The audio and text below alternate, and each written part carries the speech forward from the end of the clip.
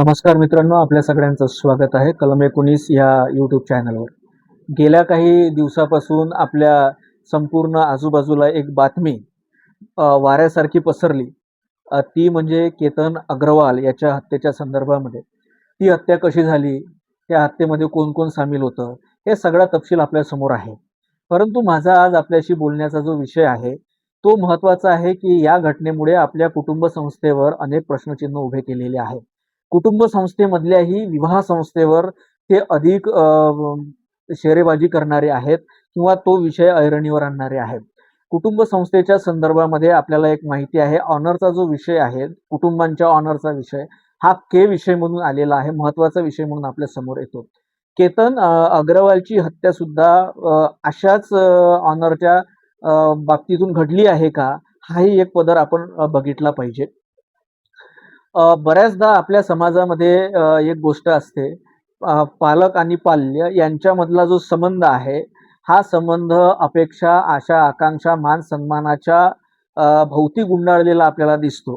आपल्या मुलांनी आपण म्हटलं त्या पद्धतीनंच वागलं पाहिजे, आपण म्हणन त्या पद्धतीनं जगलं पाहिजे. त्याच्या आवडी-निवडीवर आपल्याच मान सन्मानाची इच्छा, अपेक्षांची छाप असावी, अशा पद्धतीच्या अनेक मानसिकता पालकांमध्ये असतात. हे काही नवीन नाही. किंवा अशा घटना ज्या वेळेस घडतात, अग्रवालांच्या हत्येसारख्या घटना ज्या वेळेस घडतात, त्यावेळेस असे प्रश्न ऐरणीवर येत असतात. माझा प्रश्न या घटनेच्या संदर्भाने हाच आहे, की जर दोन्हीही कुटुंबांनी, अग्रवाल केसमध्ये दोन्हीही कुटुंबांनी म्युच्युअल अंडरस्टँडिंगची भूमिका घेतली असती, आधुनिक पालकांच्या मानसिकतेच्या संदर्भात ज्या गोष्टी आज गरजेच्या झाल्या तशी भूमिका घेतली असती अंडरस्टँडिंगची, आणि हे लग्न ठरवण्याच्या आधी मुलीच्या आई-वडिलांनी मुलीला आणि मुलाच्या आई-वडिलांनी मुलाला विश्वासात घेऊन ते लग्न जर जोडलं असतं, तर मला असं वाटतं की ही हत्या टाळता आली असती. दुसरी एक गोष्ट अशी आहे, की सियाच्या आणि केतनच्या बाजूने सुद्धा या घटनेचा विचार केला पाहिजे, की जर सियाने केतनला पूर्वीच सांगितलं असतं, की मला तू पसंत नाही किंवा मला तुझ्याशी लग्न करता येणार नाही, तरीही ही हत्या टाळता आली असती. बऱ्याचदा काय होतं, की समजूतदारपणा माणसं घेत नाही आणि त्याच्यामुळं आणि समजूतदारपणा घेत नाही याच्याबरोबरच अंडरस्टँडिंग नसल्यामुळं ह्या घटना घडत असतात. त्याच्यामध्ये एक तिसरी गोष्ट अशी आहे, की ज्यावेळेस आपण पाल्यांना वाढवतो, आपल्या घरचं जे वातावरण आहे, ते जर पाल्यांना सूट करणारं नसेल किंवा आशा आकांक्षेच्या खाली त्यांच्या त्यांच्या इच्छा, आकांक्षा दाबल्या जात असतील, म्हणजे दबनाची प्रोसेस जर तिथे असेल मानवी आकांक्षांची, तर मात्र अशा प्रकारच्या घटना घडून येत असतात. आपल्याला माहिती असेल, की जुनी लोकं जर तुम्ही बघितली, विशेषतः खेड्यांमधली जर लोकं तुम्ही बघितली, तर ते आपल्याला सांगत असतात, की आमचे वडील जेव्हा आमच्यावर डोळे काढायचे तर आम्ही घाबरून जायचो, आम्ही ते करायचो नाही. मला असं वाटतं, की 2026 हा काही डोळे काढण्याचा काळ नाही किंवा डोळे वटारण्याचा काळ नाही. हा काळ आहे समजून घेण्याचा. पालकांनी पाल्यांना समजून घेणे आणि पाल्य जे आहे ते कोणत्या काळामध्ये जगत आहेत आणि आपण कोणत्या काळामध्ये त्या पद्धतीचे होतो, याचाही विचार पालकांनी केला पाहिजे. हा फार महत्त्वाचा भाग आहे. बऱ्याचदा असं होतं, की पालकांची जी भूमिका असते ती त्यांच्या आशा, आकांक्षा आणि कुटुंबाचा मान-सन्मान याच्याच भोवती गुंडाळलेल्या असतात. परंतु तरुणाई जी असते, तर तरुणाईने हे नवीन जग पाहिलेलं असतं. मित्रांमध्ये आधुनिक विचारांचे मित्र असतात. ह्या सगळा जो डिफरन्स आहे, हा विचारांचा डिफरन्स, हा काळाचा जो गॅप पडलेला आहे, त्या काळामध्ये झालेली प्रगती, समाजाची मानसिक प्रगती जी काही झाली असेल, सांस्कृतिक प्रगती जी काही झालेली असेल, त्या सगळ्या गोष्टी पालकांनी समजून घेतल्या पाहिजे. आणि पालक नेहमी आपल्या परंपरांना धरून असल्यामुळं, कौटुंबिक परंपरांना धरून असल्यामुळं ह्या गोष्टी घडत असतात. एक ह्या प्रकरणाला एक अँगल असाही आहे, की ही दोन्ही कुटुंब श्रीमंत आहेत. मला असं वाटतं वेल एज्युकेटेडही असतील. मग वेल एज्युकेटेड लोकांनी तरी या बाबतीत पुढाकार घेतला असता, तर म्युच्युअल अंडरस्टँडिंग केली असती, तर मुलांना विश्वासात घेतलं असतं, तर ही हत्या झाली नसते. सियाच्या बाजूने याचा विचार आपण जर केला, तर मुलींच्या संदर्भामध्ये आपल्याला माहिती आहे संपूर्ण देशामध्येच ती परिस्थिती आहे फार पूर्वीपासून. मुलींच्या संदर्भामध्ये, की कुटुंबाचा मान सन्मान ठेवण्याची फार मोठी जबाबदारी ही मुलींची असते प्रामुख्याने, अशी एक मानसिकता सर्वसामान्यमध्ये समाजामध्ये असते. म्हणजे मुलीचं पाऊल वाकडं पडू नये. आता मला हे समजत नाही की नेमकं पाऊल वाकडं पडणं म्हणजे लोकांना काय वाटते, काय आहे बापू पाऊल वाकडं पडणं? त्यांच्या आयुष्याचा निर्णय त्यांनी घ्यावा एवढं ते साधं सरळ मानसशास्त्र आहे. परंतु जेव्हा तुम्ही एखाद्याच्या विचार करण्याच्या, निर्णय घेण्याच्या स्वातंत्र्यावर तुम्ही तुमच्या आशा, आकांक्षा, फॅमिलीचा मान, सन्मान एवढं मोठं बर्डन देता, त्यावेळेस दमनाची एक प्रोसेस सुरू होते.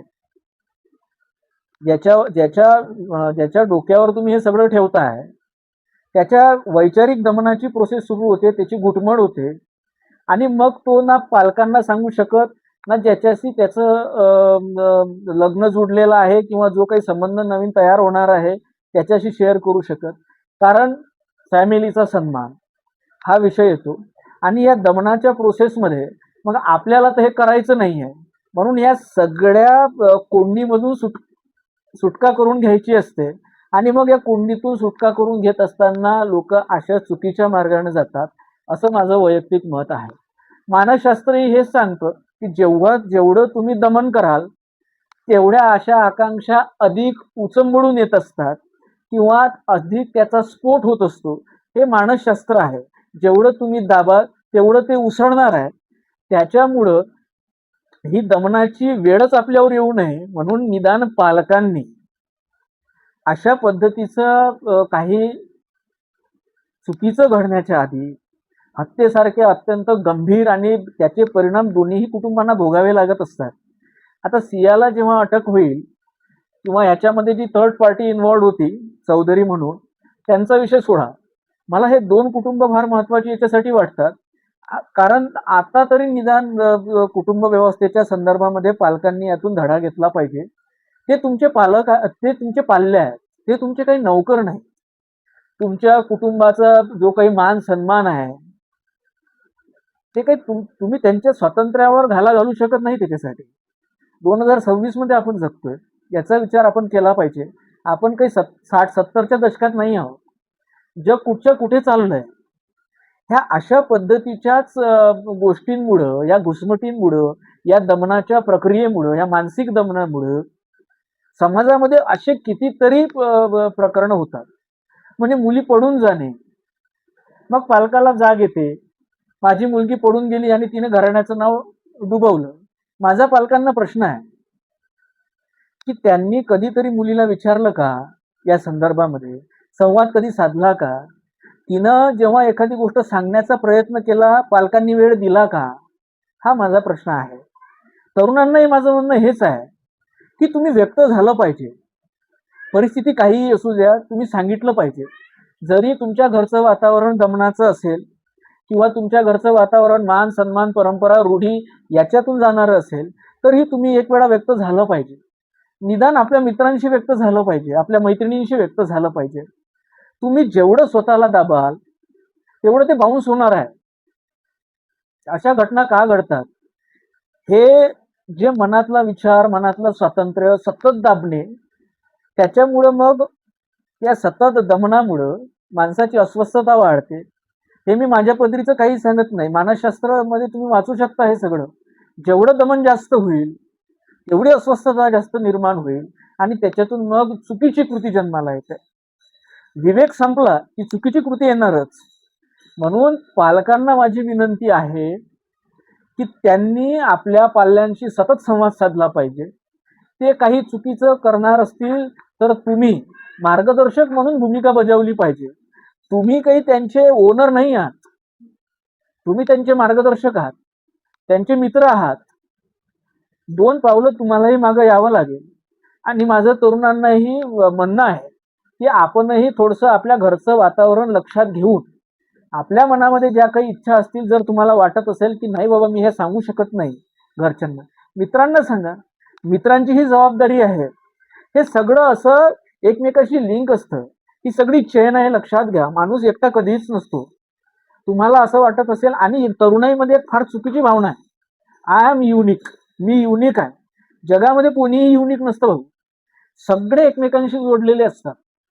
त्याच्यामुळं आपल्या मनामधल्या ज्या काही शंका असतील, आपला विचार असेल, तो आपण शेअर केला पाहिजे. Sharing is the must.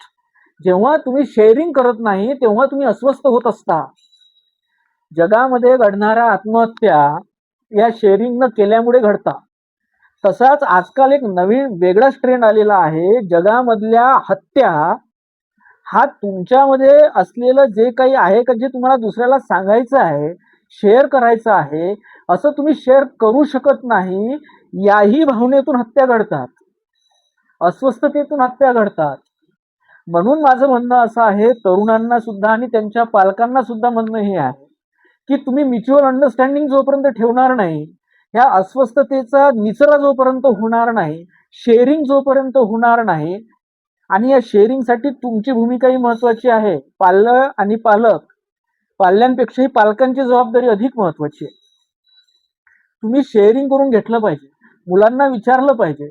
मुलं कॉलेजमध्ये जातात तर ते कुठे जातात, कोणाला भेटतात, कोण त्यांचे मित्र आहे, हे तुम्ही घरी आल्यावर विचारलं पाहिजे. म्हणजे मुलीला मैत्रिणीबद्दलच विचारावं असं ज्या पालकाला वाटत असेल, तो पालक मागासलेला आहे, लक्षात घ्या. त्यांनी मित्रांबद्दलही विचारलं पाहिजे की तुझ्या वर्गामध्ये कोण कोण मुलं आहेत, तुझं कोणाकोणाशी पडतं, तुझे नोट्स वगैरे तू जे आणते ते कोणाकोणाकडून आणते, तुम्ही ट्रिपला जाताय, कोण कोण ट्रिपला जाताय, तुम्ही काय काय बघणार आहे, हे सगळं एकदम जनरल आहे बघा. आणि हे जोपर्यंत आपण खुलं करणार नाही तोपर्यंत होणे नाही. दुसरी एक याला बाजू आहे सियाच्या बाजूने आणि केतनच्या बाजूने. या दोघांनी या बाबतीत म्युच्युअल अंडरस्टँडिंग करण्याचा निदान प्रयत्न करायला हवा होता. केतनने निदान तिला तिच्या जीवनाच्या संदर्भामध्ये सुद्धा काहीतरी डिस्कशन करायला हवं होतं. आणि सियाची सुद्धा ही बाजू होती की सियाने सुद्धा आपल्या आयुष्याच्या या महत्वाच्या वेळी आपल्या आयुष्यामध्ये जे काही घडलेलं आहे किंवा जे काही घडत आहे, जे काही आपल्या मनात आहे, ते सुद्धा शेअर करणं ही तिचीही जबाबदारी होती. मला असं वाटतं की या सगळ्या प्रकरणामध्ये पालकांच्या भूमिकेबरोबरच तरुण लोक ज्या मित्रमंडळीमध्ये राहतात त्यांचीही भूमिका गरजेची आहे. थोडंसं खुलं वातावरण जसं घरामध्ये हवं, तसं मित्रांची सुद्धा एक जबाबदारी असते की सियाकडची जी मित्रमंडळी आहे त्यांनी सुद्धा एक समजदारीची भूमिका घेऊन या संदर्भामध्ये दोघांच्याही पालकांना जर समजावलं असतं किंवा सियाला सांगितलं असतं की तू तुझ्या पालकांना या बाबतीत सांगितलं पाहिजे पुढे एक पाऊल जाण्याच्या आधी, असं मित्रांनी जरी सल्ला दिला असता तर काहीतरी एक वेगळी परिस्थिती राहिली असती. म्हणून या प्रकरणावर मी एवढंच म्हणेन की शेअरिंग आणि म्युच्युअल अंडरस्टँडिंग जेव्हा आशा, आकांक्षा आणि मान सन्मानाचं रूप घेते आणि माणसावर हे जे दडपण आशा, आकांक्षा आणि मान सन्मानाच्या कुटुंबाचं असेल, समाजाच्या मान सन्मानाचं असेल, हे दडपण जेव्हा स्वतःच्या वैयक्तिक भावना आणि विचारांवर येतं त्यावेळेस माणूस अस्वस्थ होतो आणि त्याच्यामधल्या या अस्वस्थतेला वाट मिळत नाही आणि त्याच्यामधूनच ह्या घटना घडत असतात. बघूया समाजामध्ये कधीतरी या सगळ्या घटना बघून बदल होईल. पालकांच्या भूमिकेमध्ये, पाल्यांच्या भूमिकेमध्ये बदल होईल आणि शेअरिंगचं प्रमाण वाढेल. धन्यवाद.